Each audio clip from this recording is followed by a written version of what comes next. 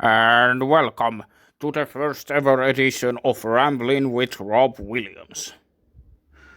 I am gathered here with one of the most oldest and most experienced RWL talents there is. I am, of course, talking about the former Crab Hall modpack member and the current leader of BOB, as well as the former leader of K Fabian. Old PH. Welcome. Welcome to yourself too. It is an honor to be here to talk about whatever comes into my mind. Yes. In this program, this is kind of an interview type program where I interview these RWL wrestlers about their personal lives as well as experiences in the ring, so as to people would know who they really are and how they should behave and all the things like such. This is all about you. This is not about me. Anyways, old PH, tell me about your childhood if you are comfortable with talking about that. I was born in about, I believe it was 1974 when I was born. Things were very different back then. I was very much raised by a group of old Westerners who happened to be a very it was all the way in Tennessee, I believe. That's where I discovered my own inner calling, as my father was a former hippie. I'd argue that because of his late advancements, I became the person that I am.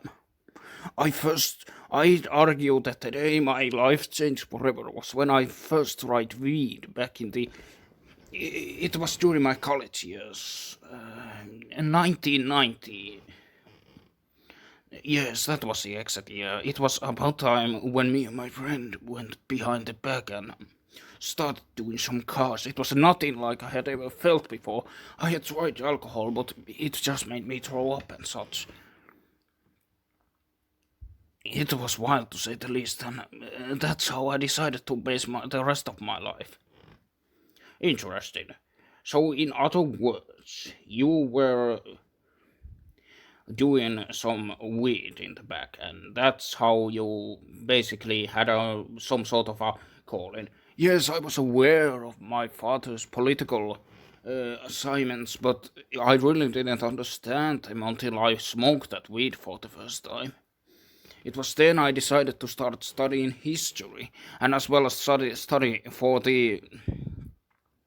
I took several night courses that you really can't get today about the historical wrongments of American imperialism. That was pretty wild, and it basically changed everything I knew, but it all goes back to that weed smoking. Yes, it awakened your third eye, so to speak.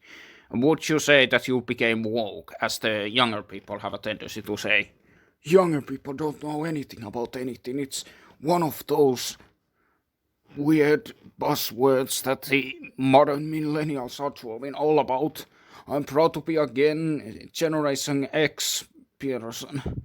I strongly believe that I have more intelligence because of the year I was born. It was such a different time, but at the same time, it was very parallel to our time now.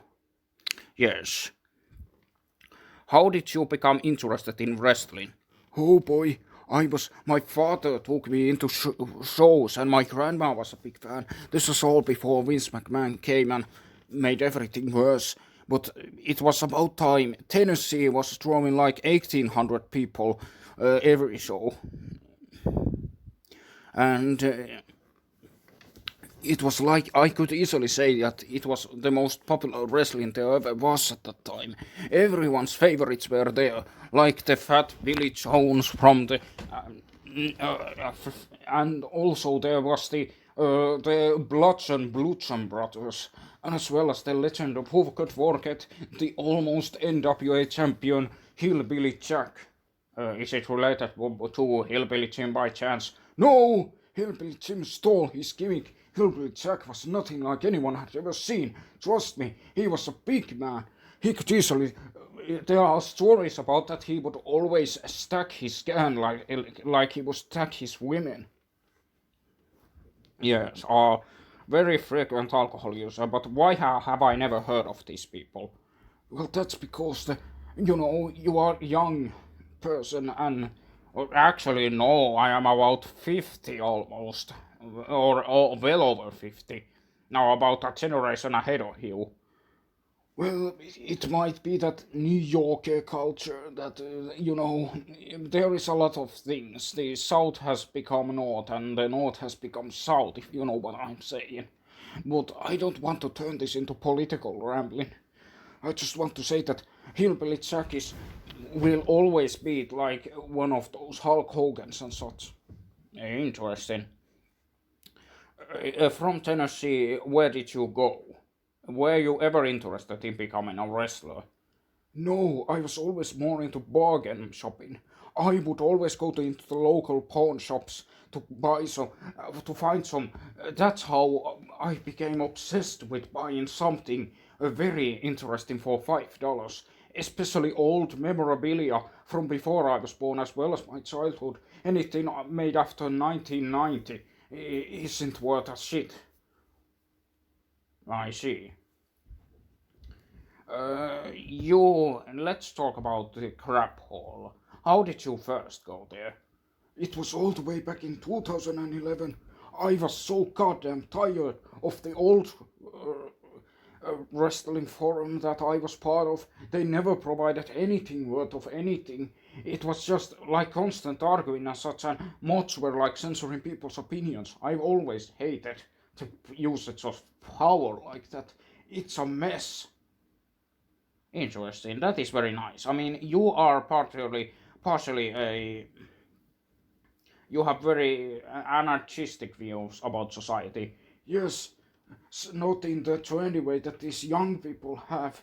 I mean, we're talking about I strongly prefer intelligence over power or money or something. I strongly believe this is an unpopular opinion, but I strongly believe that if I don't trust these young people, I think that if you are old and stupid, that's pretty bad. But if you are old and wise, you have more privileges than any other person on the planet. Yes. I don't think that's too controversial opinion. It isn't in social media circles, I'll tell you. Necessarily, I think we can make anarchism work if you just listen to what I have to say. But like I said, I don't want to turn this into a political rambling. Anyways, I went to Crab Hole. It was very fun until like halfway in when I realized that mods were just as bad as everywhere else.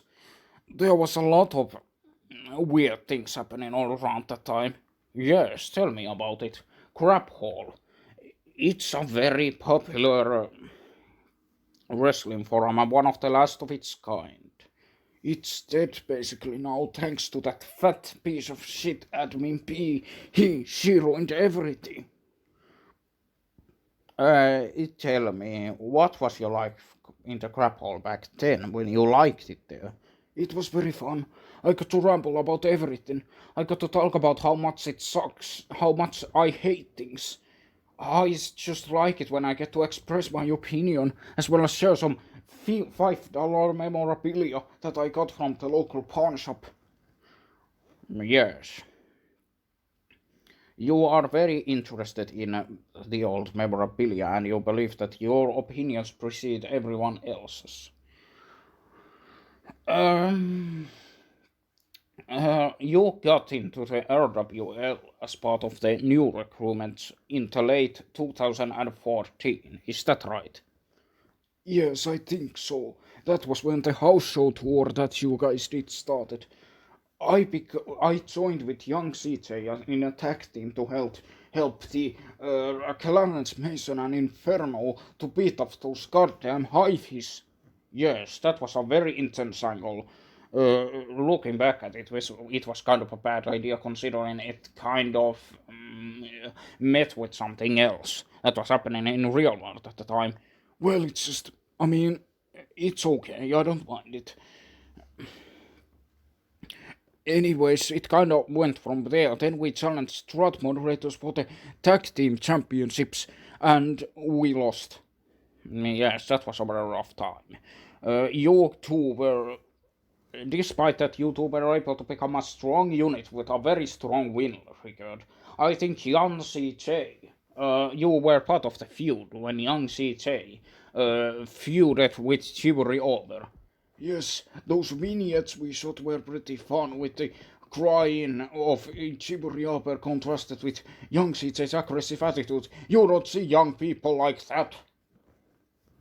Who are you talking about? Young CJ, even though he's like a generation ahead of me, I like him quite a bit because of his uh, aggressive attitude and strong knowledge, and also he hates things like I do. Interesting. Young CJ and you were a force to be reckoned with, to the point where when you guys were separated for that hot 2015 modpack angle, both of you decided to. There was a little bit of a feud. We kind of wanted to tease a feud between you two. Yes, it was kind of awkward, but I was against it actually because I thought young CJ was not interested in feuding with anyone in Crab Hall because he liked the guys there. Yes, he was. Although young CJ is one of the more aggressive Crab Hall characters, he never wanted to feud with anybody there. Even a silent stranger he didn't want to feud with.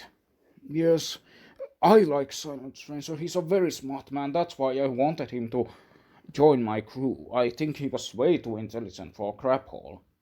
He's a good artist too. Yes. And also, Modback Ankle could be considered the end to the golden era of Crab Hall, would you say? Yes, golden era of Crab Hall was that was kind of the it was the end of the war between Crab Hall and K-Fabian, and as such, and ironically, when K-Fabian was defeated, the Crab Hall's real assholes began showing up. Edmin P became more of a power-hungry maniac, Clarence Mason became a whiny little bitch, and Slick just went completely nuts, I tell you. The mod pack, it was when I got tired of Crab Hall shit, I told Drake Ree that he should probably make an angle that we should separate from Crab Hall. Yes, that was a. It's it's actually very. I'd say real life books these angles better than actual books do. What do you think? Oh, yes, I agree. It is a very good vent things, but I have suffered from injuries a few times because of these exciting angles. I would say that I agree, honestly. Old PH, you are. This led to the eventual breakup of the modpack, led with the feud with Admin P. It was a very strong and powerful one. 2016, the year when Crab Hall broke apart, BOP was formed. What was your idea process behind that? Oh, it was a big project. I had my Gesundheit. yes, I have a hay fever. Yes, I was about to say. BOB was kind of my idea. It was based on a forum faction that was created around the 2012, way before Crap Hole was even a thing.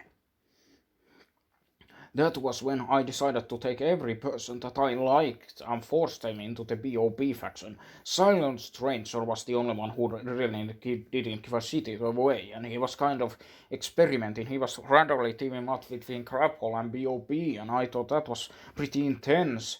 There was a lot of teasing about the whole. He once told me that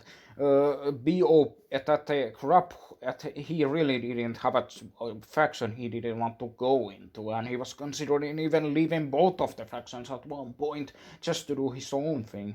Yes, when it comes to RWL talent Silent Stranger is easily one of the more independent ones. I'd say he's even more less faithful to his own faction than anybody. Well, whatever. It was very struggling to say the least. I mean, it was easily, although I think we drew a lot of heat with this angle, we really didn't. I didn't have fun doing it. I knew I was fighting a battle that I couldn't win because no matter what, admin P would always be excused because she's such a, well, you know what I mean. Yes, I know what you mean, and it's very hard for you to say. I know that you despise the younger people for their lack of knowledge. Yes, they are so full of themselves, even though they are much more politically aligned thanks to social media. They still don't have a clue. They probably think that world is flat for all I care. It's just a bunch of stupid people. I have more respect for the elderly for a reason. Interesting. You and admin fee faced several times over these past few years. Finally, I'd argue that the BOB angle collapsed on itself when in 2016 during the October event, Master K Fabian came down the ring to attack Admin B in the back. Finally, during that time, Slick was able to sneak and take off the mask and finally revealed what we had all feared, that old PH was K Fabian, Master K Fabian all along. Yes, it was. I did not expect that to happen.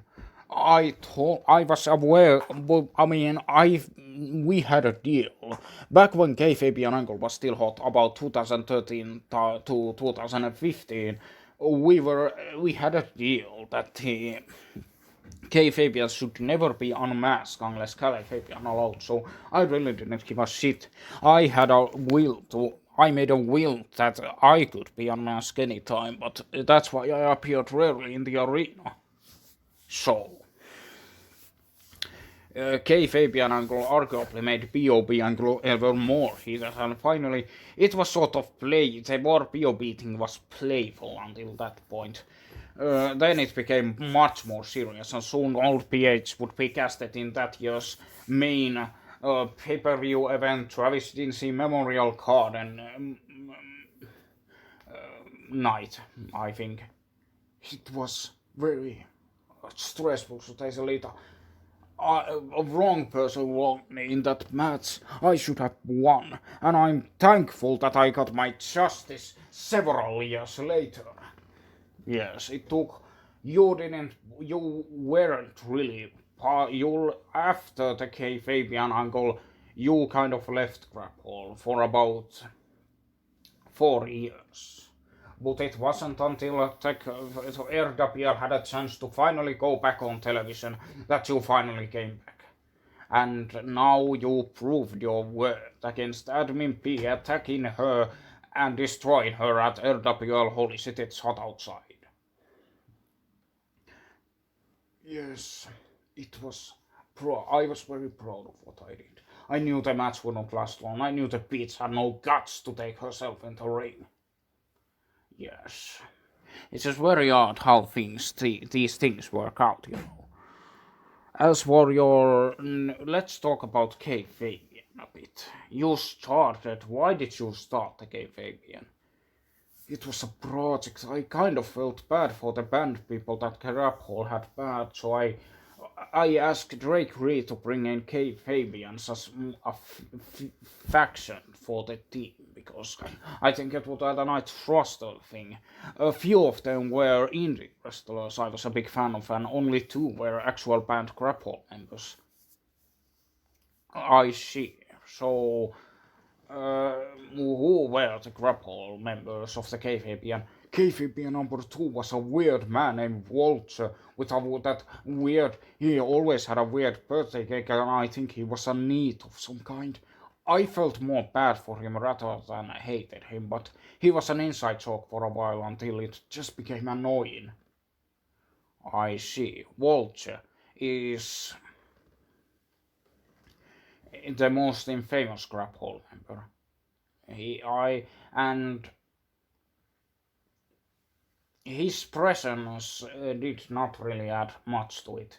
He became a member of he became KFAB number two, the face of the company. Was it your idea to dub over KFAB and dialogue with the text to speech? It was actually Drake Reed's idea. He after he saw K-Fabians cutting promos, he feared that people would recognize those voices, so he decided to dub them over instead. Nonetheless, it made K-Fabian's mysterious personality much more mysterious. Yes, it was part of one of the charm that gave Fabian its power. Who was the other couple member? Gigolo, that piece of shit who was always talking about his dick. He was Fabian number four. That dragon mask thing was something that Gigolo himself provided. Even though he had very bad feelings about being banned, he was still gladly part of the angle. Interesting. So KVB numbers uh, 3, 4, 3, 5, and 6 were all made up. And there was even a KVB, I mean, they were all part of some indie wrestlers and had nothing to do with Crap Hall. And there was even KVB number 7 at one point. Yes, that angle was set up before Holy City Shot Outside 2014. But after the RWL television deal fell through, we just kind of let it reject. We had better things to do. I see now. K. Fabian is had a very hardened legacy. Did you always despise how things were running, Crapple? I used to hate admin people she became a decent person in 2014 to 2016, but things went out of hand after that. I was always very critical of Crapole's different characters, and Craphole is basically no more. What with Slick leaving, only Admin P, Clarence Messer, and Inferno remain out of the faithful ones. Yes. Why did Merc never become a RWL character? I mean, the kayfabe, I remember Merc was kind of wanted to do his own thing with the sex gimmick, and later I had found out that he had redeemed himself, and now he was making that porridge, which I have actually tasted his porridge, and it's very delicious. I am not very big fan of foods that have taste, but I can say that his porridge helped to get me through some rough times. I think why I asked Drake Reed to rehire him for BOB was partially because of his porridge. Yes, Merck has been sticking around since he's had a few angles even up with Guy and Saucer, so he's gone pretty far. Of all the non-crapple RWL talents, which ones did you like and which the ones did you not like? Well, not liking is obvious. I hate Hyphis for one. I actually wanted K-Fabians to attack Hyphis at one point, but Drake Reed said no because I know that K-Fabians weren't really interested in it, and Drake Reed thought that there was not enough personal history to go after Hyphis. One other person that I hated was Fortan, and he I got to punish several times. Yes, Fortan is the key to all of this. He is the centerpiece of every single character and faction in RWL. And that's why I hate him. We all hate him, and I'm glad for that. But that doesn't mean that we get along. I like Tatrons a lot. They were very funny. One of the few funny young people that I know, because of the more darker humor that they have. It's a very funny one. Tatrons, interesting. And you never did anything with them, did you? Not really. They were really focused on their own feuds. And it was kind of a weird experimental time until they finally seemed to find their place within the 2017, I think. I was going into RWL house shows despite my departure, and I was following, and I thought it was very entertaining that time. It is a real shame that none of that ever could capture the footage. Yes, one day we might produce a documentary, and I'm glad we get to talk about these angles here in the studio. So, Crapple Talents, You were very active in the RWL. Way back, you wanted to actually. What were other pitch angles that never really got through? Well, I wanted to bring back. I actually wanted to make it so that K-Fabian number 8 and 9 would be revealed, but without television that was pretty hard to make, and I just never got around to it. Maybe I'll get around to it this time because I now have to go after. I have decided to go after creativity. I know, as well as the Tatorans. I don't hate Tatorans, but I think creativity is full of weird people, and they kind of remind me of Admin B, and that's a bad sign. Yeah, so you wanted to move on from Carpool and take on other targets, including creativity and Tatorans. Tatorans is more fun, but creativity is not so. Yes, you got that right, you simpleton. Next up, my next idea would be that I should probably. I have been thinking of filming a movie as my next project while this aeronautical thing is going on. Interesting. What is the movie about? Well, I started producing it in 2018.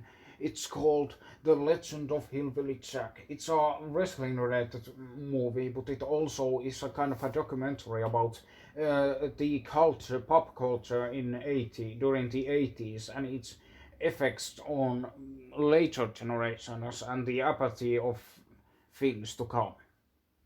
Interesting. You're a big hillbilly Jack, Mark, is what you say.